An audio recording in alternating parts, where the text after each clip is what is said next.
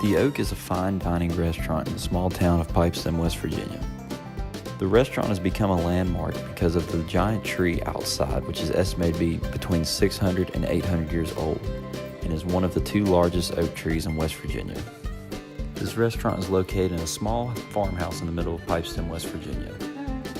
The main reason this restaurant is so popular is because of the great food and the beautiful scenery that it provides.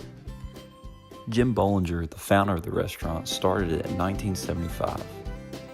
He wanted to have a place where he could raise horses and also serve some of the greatest food you could find in West Virginia. Larry Murrell was the first chef and started out as a dishwasher and worked for the restaurant until 2013. After Larry retired in 2013, a water line had busted in the restaurant and the restaurant had to go under 3 years of renovations. When they reopened, they opened with a new chef, Matt Gillespie. The new owners, Terry and Beth Bailey, have owned the place since 1998 and were both married under the oak tree. I'm sitting here with Robbie Offson, who is a longtime employee of the Oak.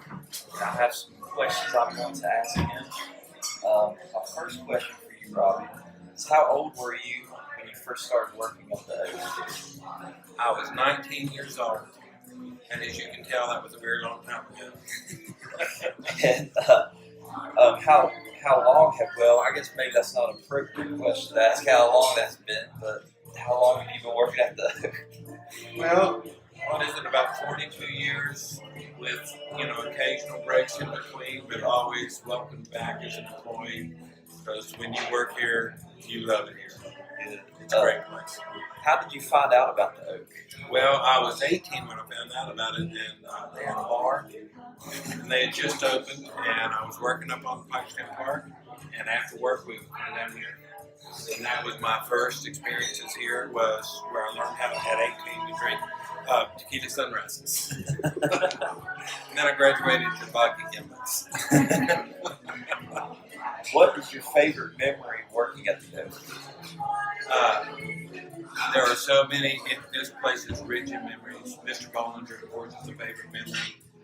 Joyce Bragg, who I work with here, Fred Barker, and Jeff Clyburn, and the people that are lifelong friends that have worked here, and the numerous people that have come in to the Oak that I waited on for years and years and years. And matter of fact, just last year we had someone come in and I was here dining. And they said, "Oh my gosh, we wondered if you would be here." And I said, "Yeah, I'm over here eating." But those are great memories, and just the fact that it's the finest dining establishment in the area, and to be a part of everything that Mr. Bollinger started here, and the quality that he started, and the level of service that he always wanted, and just the difference between this place and your standard restaurant. I won't give any names, but this place has always been unique and wonderful. And I'm so happy I was able to spend my waiter career right here. I also cooked. I also bartended. I washed dishes. I shoveled manure out of the barns. Well, I guess a little bit of this question has already been answered from that. If you could describe this place and the people you've worked with or for, people you've worked with and worked for here, how would you describe them as a whole? As a whole, basically we've had nothing but joy here with all the different people we've had. Occasionally, we've had to weed out one or two, that didn't last very long. But most people, once they are of the right caliber, then they stay as long as they can. We've had people who have left because they graduated from college. We've had some teachers that have left because they had children. But it's all, they've only left when they just couldn't stay any longer. Shirley left after her shoulder went, and Sharon and Faye. It just got to a time in their life. But we had people. Joyce was here for 10 or 15 years, and Shirley was here for 4 or 5. We've had people that have just committed themselves to this as a business, believing in what was built here. as opposed to, when you find a job you like, you need to stay there if you can. It's not like work. Yeah, it's not like work. It's Like a fun. family. Absolutely, it is a family here. And what is your favorite thing about the Oak? Beth Ann. The current owners are just as awesome as ever. Mr. Bollinger, who was here forever, you just thought you couldn't replace him. But he personally invited this family to own the Oak. Every time your father would come in, Mr. Bollinger would say, "There's the future owner of the Oak." And your dad, he really, really chose your family to continue the legacy of the Oak Central Public Works in West Virginia. Well, is there any way you could describe, this is the question I have right now, is what I'm thinking of, because it's a very special part of the Oak. What do you think makes the tree so special? I probably could tell. I think for everybody it's different. For me, it's something different. But I think obviously that's a very special part of this place. It's special to everybody in a different way. That tree What makes it special? dates back to the time of Charlemagne and the Magna Carta. And at that time it was an acre. And it has survived 800 years right here. And this road out here was called the Indian Ridge. And it is believed that this was an Indian hunting trail. And I believe that Indians, before white men ever set foot on this place, would gather on their travels. I believe that they would come right there to that tree, and I think it just has a spirit that is of the earth, and you just know that that's what it is. And it's one of the largest ones in West Virginia. At one point, it was the third largest, and then I think they cut one down. So currently, I couldn't tell you exactly, but I believe it's first or second. Yeah.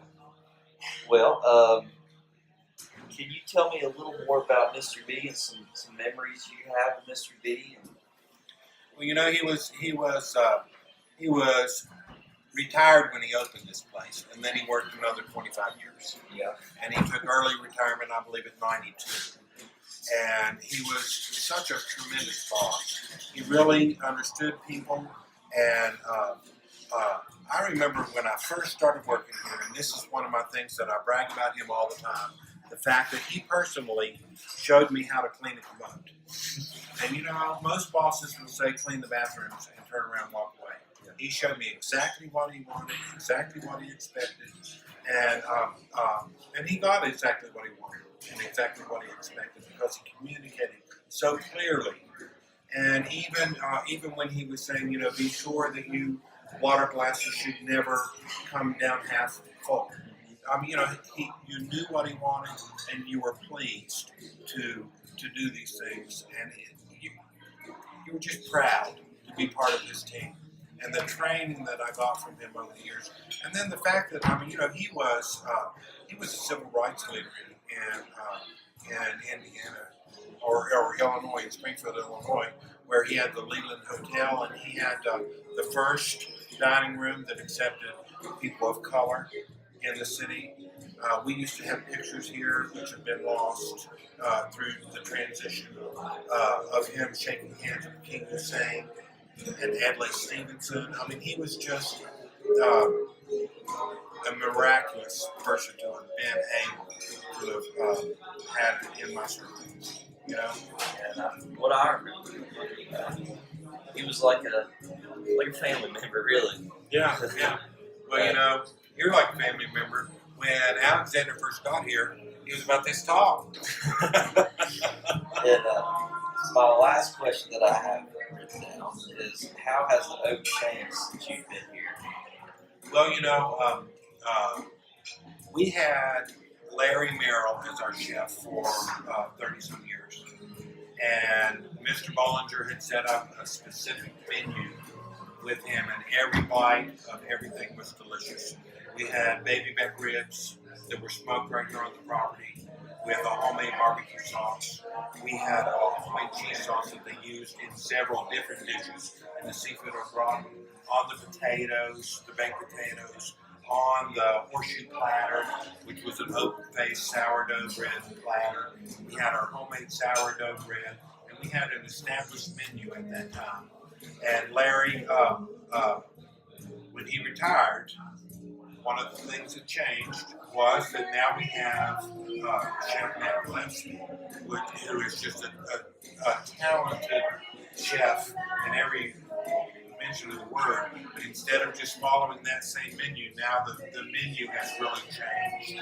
The building itself has changed. The Baileys have completely remodeled and made it into an even finer, beautiful place. I mean, it was a lovely place in the country, serving wonderful food. And everything was just cute as it could be. And it started out, it was all red and black and Spanish, and then Beth Ann changed it over to this beautiful green scheme, and now it's just this beautiful wood. The food has changed for the better, actually. Actually, you know, I miss the chance. I would miss the chance to be able to eat the old menu. But this menu, he is so creative. I mean, you know, every party we have, every time you turn around, he is coming up with something different. The specials are awesome. It's just, you know, the food really has changed and always been tremendous. The other things that have changed, the clientele is the same. I have a friend who I'm going to bring out here to eat, and she said, "Oh, I have to dress up. This has always been a casual place. It always has." I said, "You know, you can wear your prom dress if you want, but you can also wear your flip-flops and shorts if you want. Because this is a welcoming environment, and it's a place for wonderful food, and just the people who come here help make it better home." That's all the questions I have. Hey, it's been a pleasure to be interviewed.